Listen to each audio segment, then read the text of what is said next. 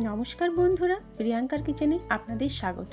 আর আজকে আমি বানাচ্ছি নিরামিষ বাঁধাকপির ঘন্ট।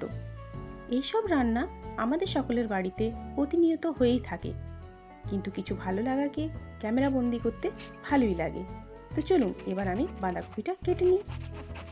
আমি পাতলা পাতলা করে বাঁধাকপিটাকে কেটে নেব। খুবই সামান্য উপকরণ দিয়ে আমি বাঁধাকপির ঘন্টটা বানিয়ে নেব। বাঁধাকপি আমার কাটা হয়ে গেছে। এখানে আমি নিয়েছি দুটো বড় সাইজের আলু, যেগুলো বড় বড় একটু টুকরো করে নিয়েছি মটরশুঁটি, দুটো টমেটো যেগুলো কুচি নিয়েছি, আর আদা ও কাঁচা লঙ্কা নিয়েছি। গ্যাসের মধ্যে কড়াই চাপিয়ে দিয়েছি, কড়াই তাকে গরম হোক।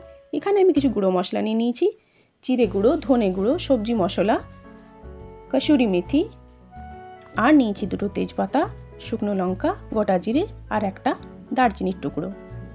তেল দিয়ে দিয়েছি, তেল গরম হয়ে এসছে, এক চুটকি হলুদ দিয়ে দিলাম। এবার আলুগুলোকে আমি বেশ লাল করে ভেজে নেব।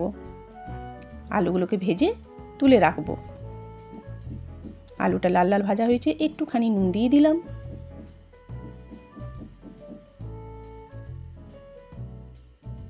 আলুটাকে আমি তুলে রেখে নিলাম। এবার ওর মধ্যে ওই তেলেই আমি তেজপাতা, লবঙ্গ, একটা শুকনো লঙ্কা আর জিরে দিয়ে দেবো। এবার ওর মধ্যে আমি আদা কুচি রেখেছিলাম সেটা দিয়ে দেবো। এবার বাঁধাকপিটাকে দিয়ে ঢাকা দিয়ে রাখতে হবে কিছুক্ষণ। বাঁধাকপিতে নিজেই অনেকটা জল বেরোবে, সেই জন্য আলাদা করে আর জল দিতে হবে না। 15 মিনিট দেখুন আমি ঢাকা দিয়ে রেখেছিলাম। বাঁধাকপি থেকে বেশ কিছুটা জল বেরিয়েছে, মানে আলাদা করে আর জল দিতে হবে না। এবার এর মধ্যে আমি নুন, হলুদ, বাকি জিরে পাউডার, ধনে পাউডার সব 1 চামচ করে আমি নিয়েছিলাম, 1 চা চামচ, সবজি মশলা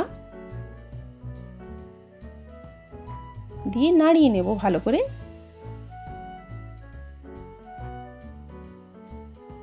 ভাজা আলুগুলো দিয়ে দিলাম। ভাজা আলুগুলো দিয়ে তারপর মটরশুঁটি দিয়ে দুটো কাঁচা লঙ্কা দিয়ে দিলাম। কুচিয়ে রাখা টমেটো দিয়ে দিলাম। ভালো করে নাড়িয়ে চাড়িয়ে আবার এটাকে আমাকে ঢাকা দিয়ে রাখতে হবে বেশ কিছুক্ষণ।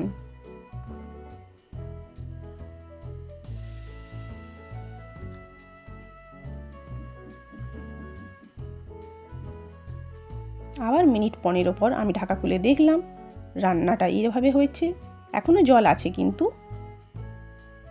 আরও কিছুক্ষণ ঢাকা দিয়ে রাখতে হবে। আলাদা করে জল দিইনি কিন্তু আমি সবজির মধ্যে, সবজির যা জল বেরিয়েছে 1 চা চামচ আমি কসুরি মেথি দিয়ে দিলাম এর মধ্যে,